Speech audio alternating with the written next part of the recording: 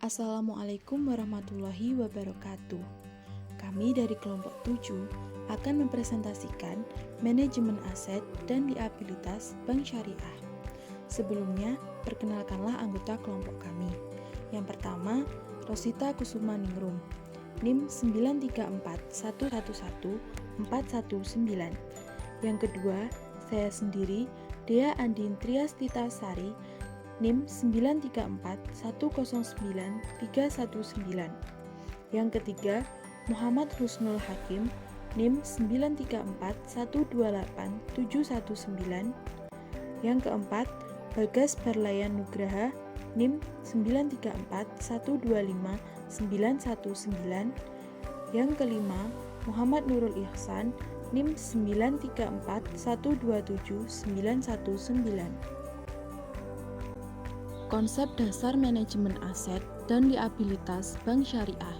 Manajemen aset menyangkut likuiditas, memerlukan pembangunan aset-aset sedemikian rupa sehingga aliran keluar dana outflow of funds dapat diakomodasikan tanpa membuat penyesuaian dalam liabilitas. Investasi dalam aset terkendala oleh kemampuan untuk mengubah aset menjadi dana yang dipergunakan. Likuiditas suatu aset berasal dari salah satu dari dua sumber, yaitu daya cair dari aset itu sendiri, self-contained liquidity, dan daya jualnya, marketability. Self-contained liquidity menggambarkan tanggal jatuh temponya aset, sedangkan marketability adalah kemampuan untuk menukarkan aset menjadi uang melalui penjualan aset tersebut kepada investor lain di secondary market. Ditinjau dari segi perencanaan, likuiditas penting untuk menyadari bahwa tidak semua aset dalam segala kategori adalah liquid, dalam arti bahwa bank dapat dengan leluasa menggunakan aset tersebut untuk memenuhi kebutuhan dananya.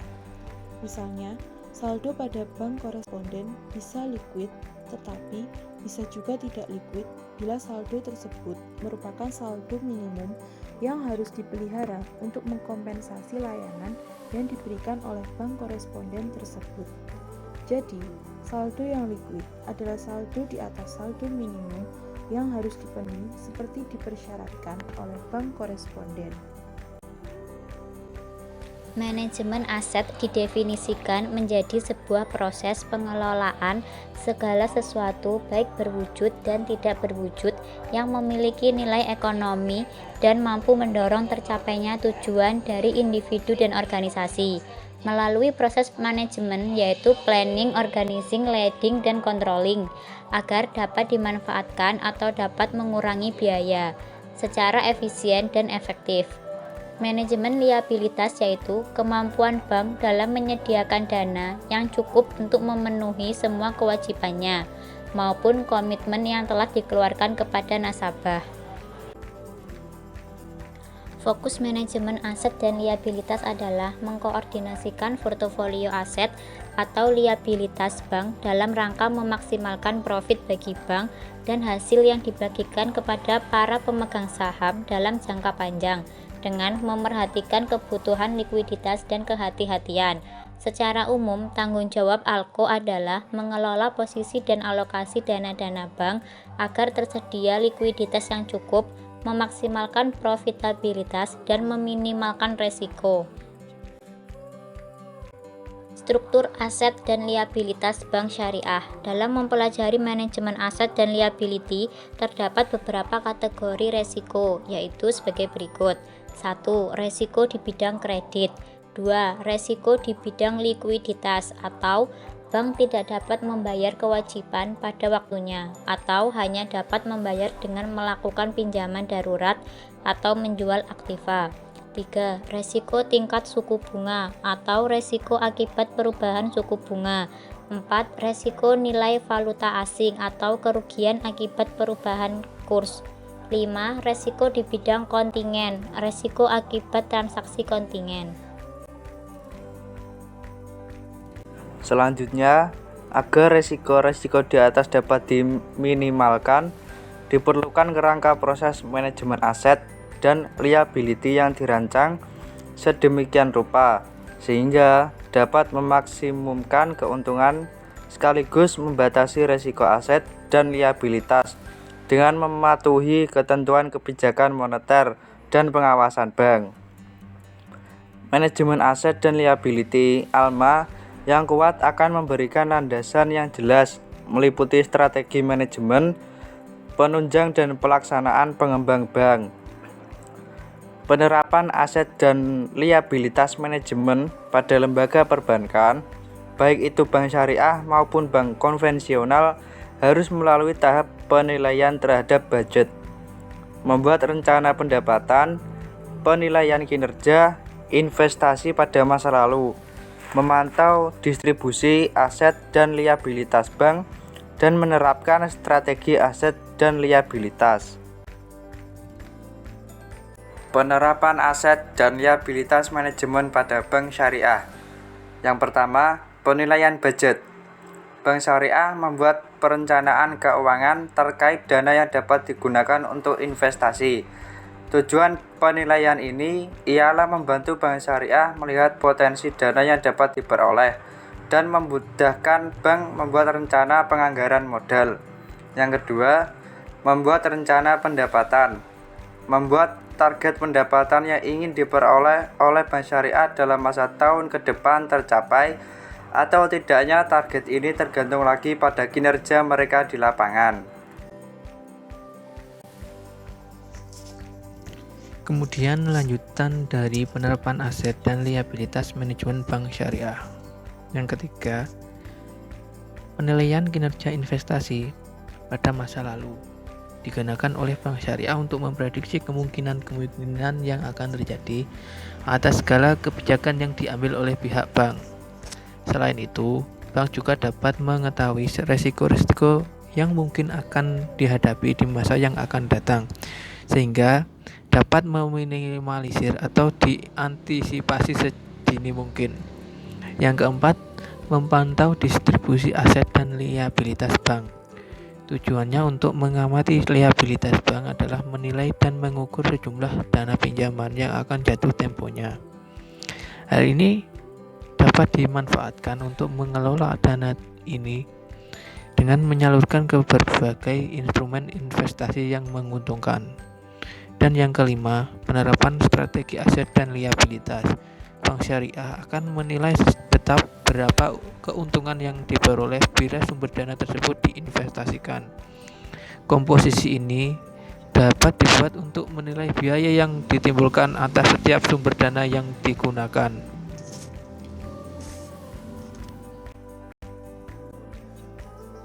Kemudian konsep ALMA dan ALCO. Keberhasilan aset liability management atau ALMA tergantung pada koordinasi serta partisipasi seluruh bagian-bagian yang terlibat dalam komite untuk menangani masalah-masalah yang akan terjadi, yang akan menjadi tanggung jawabnya. Agar strategi ALMA dapat efektif, maka beberapa kriteria berikut harus dipenuhi oleh ALCO, yaitu: yang pertama, semua anggota ALCO harus terlibat dan mengerti bahwa strategi ALMA adalah strategi yang menyeluruh dari aset dan liability. Kemudian yang kedua, semua anggota ALCO harus terlibat dalam pencapaian anggaran yang direncanakan. Dan yang ketiga, semua anggota ALCO harus berpandang luas dan saling mendukung tanpa berprasangka buruk.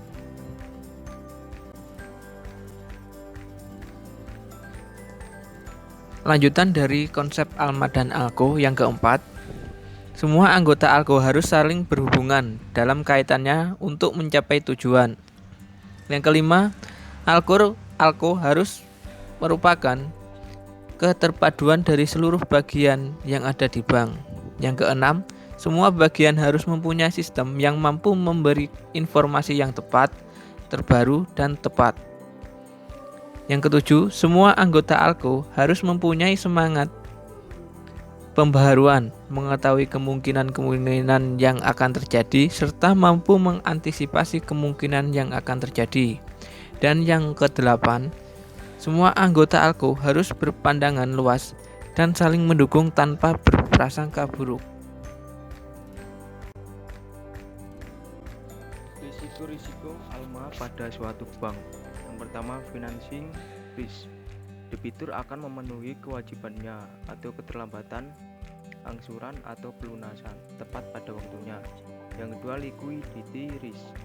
Risiko bahwa bank tidak dapat memenuhi kewajibannya pada waktunya atau hanya dapat memenuhi kewajiban melalui pinjaman darurat dan atau menjual aktifanya dengan harga yang rendah. Yang ketiga, leasing risk. Risiko kerugian dengan akibat perubahan tingkat bagi hasil menentukan untuk penurunan margin dari penanaman atau kerugian sebagai akibat menurunnya nilai aktiva.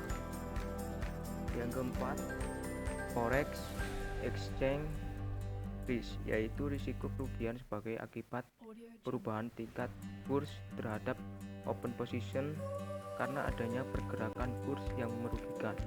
Yang kelima, gaps risk. Risiko kerugian dari ketidakseimbangan interest rate maturity karena adanya pergerakan tingkat bunga yang merugikan. Yang keenam, contingent risk. Risiko yang timbul sebagai akibat transaksi kontingen. Contohnya bank garansi dan kontrak valuta asing berjangka. Yang ketujuh, risiko likuiditas. Risiko yang ada di perbankan yang biasanya timbul dari cara bank mengelola primary dan secondary risk serta pendanaannya sehari-hari. Yang selanjutnya, strategi penting yang terlibat dalam proses ALMA. Yang pertama, perencanaan hubungan ALMA dengan perencanaan, karena dalam proses pengambilan keputusan harus diketahui ke arah mana tujuan yang diinginkan.